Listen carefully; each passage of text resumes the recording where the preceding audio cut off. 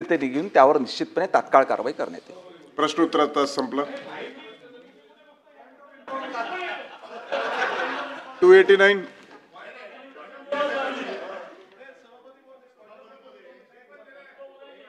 महत्वाचा विषय अनिल परब बोला की या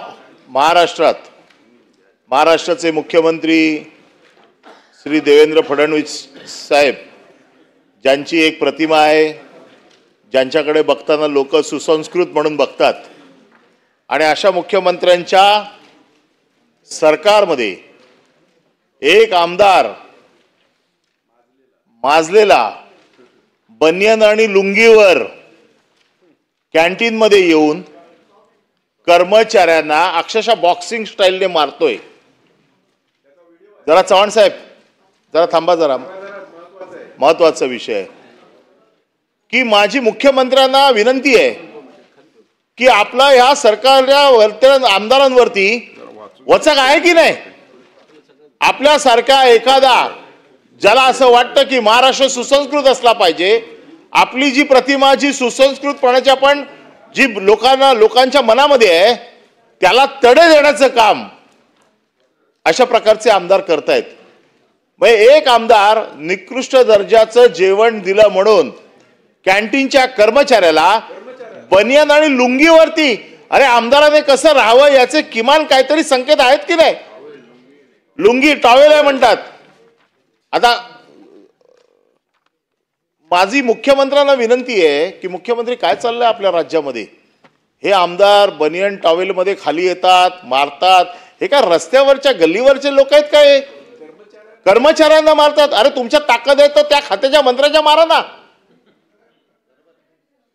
कोणाला मारताय? कर्मचाऱ्याला। ते काय गुन्हा त्याचा? आणि त्याचे व्हिडिओ काढून तुम्ही सोशल मीडियावरती टाकता। आणि आपल्याकडनं तरी आपल्या प्रतिमेला जे असे तडे पाडतायत किमान त्यांचा तर बंदोबस्त करा। महाराष्ट्रातल्या गुन्हेगारांचा बिचारे आपले चांगले आपले राज्यमंत्री गृहमंत्री माहिती देतात कुठे बसतात, त्याच्यावर तुम्ही शिक्कामोर्तब करा। अरे तुमचं लक्ष यांच्याकडे असलं पाहिजे, त्यांच्याकडे नाही। स्वच्छ प्रतिमेच्या माणसाला तुम्ही त्याच्यात ओढताय, परंतु हे जे अशा प्रकारचे दादागिरी करतायत त्यांचा काय तो बंदोबस्त करणार की नाही।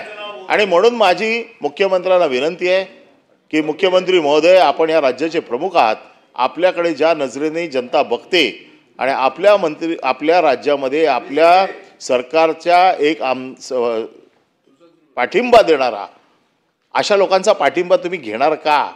आणि अशा लोकांच्या पाठिंब्यावरती मुख्यमंत्रीपदी बसणं आपल्याला आवडेल का? आणि म्हणून अशा आमदारांचा आपण बंदोबस्त करावा।